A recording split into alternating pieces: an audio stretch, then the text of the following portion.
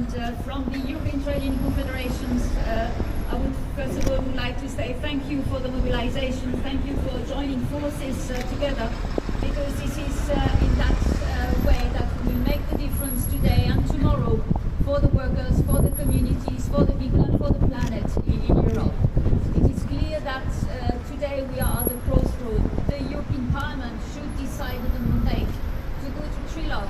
That means to have negotiations between the European Commission, the Council and the Parliament on the way forward and on the adoption of a legislation that should make the difference in Europe and should build on the existing legislations in France, in Germany, but also other legislations in Europe. It can't be that this legislation in Europe would bring downwards convergence so that member states will have to reduce the existing level of protection for the victims, and the victims are not the workers, not the communities. The victims are the whole of the people in Europe and the people outside Europe. And I would like to make a clear point here. Due diligence is important in Europe because the violations of human rights happens in Europe, not outside Europe only. And this is what we understand, that due diligence should be, nice to have when business do business outside the European Union. I would like to give an example of Rive Gauche. Rive Gauche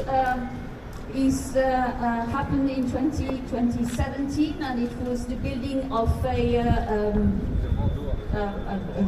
mall, a shopping mall, where workers were abused in terms of coming over from Egypt, coming over from Romania with very bad working conditions, not even being paid for the work they have provided, being even threatened when they wanted to complain, when they wanted to join a trade union to help them to make their voice heard. And here we are clearly facing in Europe abuses of workers' rights for this example, for the construction sector.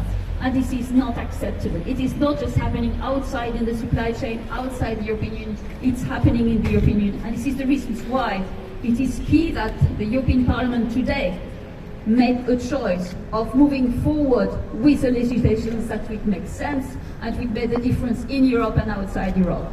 And clearly here, one crucial element is that labor is not a commodity. And currently what we see is that business are using workers to make them a commodity, which is against an international principle of the ILO. And on the top of that, I think what we do see is that those businesses are externalizing any cost to make profit. And the first cost is, of course, the cost of labor.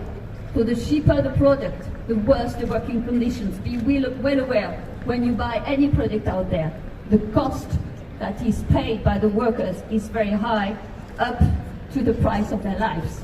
And I think this is not acceptable nowadays, and this is the reasons why the European Trading Confederations, together with the NGOs, are really fighting for legislation that would make the difference in Europe and outside Europe, for the sake of promoting human rights, for the sake of promoting better working conditions, and to preserve the planet. Thank you so much, and let's hope that the European Parliament will make the difference today.